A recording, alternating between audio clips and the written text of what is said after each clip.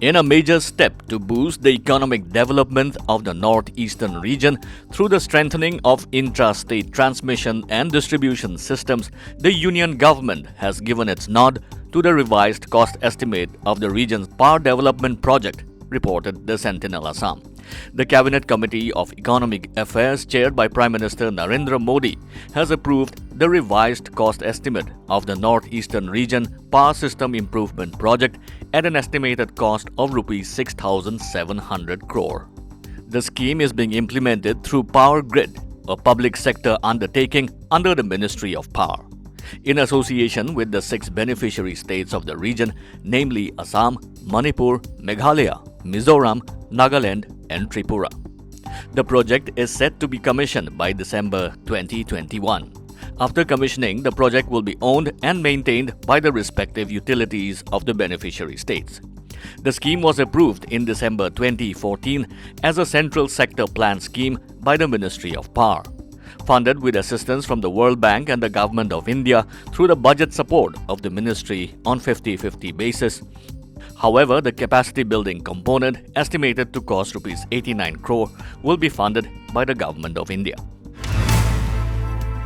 A drill for vaccination against coronavirus was conducted in all 8 northeastern states as part of the nationwide drill across the country, said officials. In Tripura, NHM Director Siddharth Shiv Jaiswal said that the drill was carried out at the Indira Gandhi Memorial State Hospital in Agartala and 2 primary health centers in West Tripura district. In Manipur, NHM State Nodal Officer R.K. Rosie said that the drill went ahead without any problem at 5 locations each in Imphal West and Thoubal districts. Besides a medical college in Imphal, the drill was conducted in district and primary health centers and at a private hospital, said Rosie. In Meghalaya, Health and Family Welfare Commissioner and Secretary Sampath Kumar said that the dry run was conducted in the district of East Khasi Hills and West Garo Hills. The central government's protocol were followed for this dry run, he said. In Mizoram, 25 volunteers participated in the drill at 2 primary health centers at ITI Urban Public Health Center in Aizawl East Health District and Chaulnun PHC in Aizawl West Health District. In Nagaland, the vaccination drill was held at the School of Nursing in the Dimapur District Hospital. Apart from staff of designated vaccination centers, a select group of healthcare workers as test vaccine beneficiaries were involved in the dry run. Each center will identify 25 beneficiaries for the drill. According to health officials, the drill would help ensure a hitch-free Phase 1 of corona vaccination drive. COWIN app, developed specially for the vaccination drive, was also tested during the dry run. Dimapur Students Union has threatened to block all trains passing through Dimapur railway station if Northeast Frontier Railway doesn't immediately rescind its decision to run Nagaland Express up to Lido and terminate the train there instead of Dimapur, as was done until recently. Taking note of the report published in the Nagaland Post, DNSU President Sedivile Angami asserted that such hasty decision of NFR affecting passengers of Dimapur, especially the students, would not be accepted and warned that the union would be forced to block any train passing through Dimapur railway station. DNSU questioned the logic of Northeast Frontier Railway's decision of shifting Nagaland Express up to Lido, as the train would no longer terminate at Dimapur but at Lido. He said the ignorant decision of NFR to downgrade Dimapur station with other smaller stations in Assam was totally unfair and discriminatory, despite being aware of the fact that the station generates the second highest revenue in the northeast after Guwahati's railway station.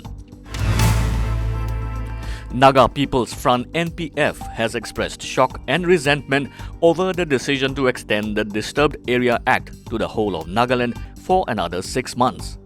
NPF, through its press bureau, urged the centre to revoke the decision and exhibit its sincerity and expedite for a speedy conclusion to the vexed Naga political problem. With the centre firm on resolving the Naga issue and the Nagas hopeful for positive result, NPF however said that declaring the entire state as disturbed was totally uncalled for. During this crucial period of negotiation and talks to the vexed Naga political problem, and when the Naga public seriously hoping for the final solution, the central government's order has come as a shock as to how much the central government is keen and sincere in bringing the Naga issue to conclusion.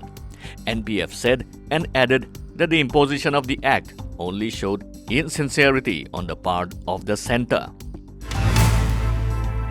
In sports, ATK Mohun Bagan Football Club secured a 2-0 victory over Northeast United FC in the 46th match of the Hero ISL 2020-2021 at the Fatorda Stadium of Goa's Margao. A goal from Roy Krishna and an own goal from Sukhair Vadakipidiga in the second half helped ATK Mohun Bagan to victory.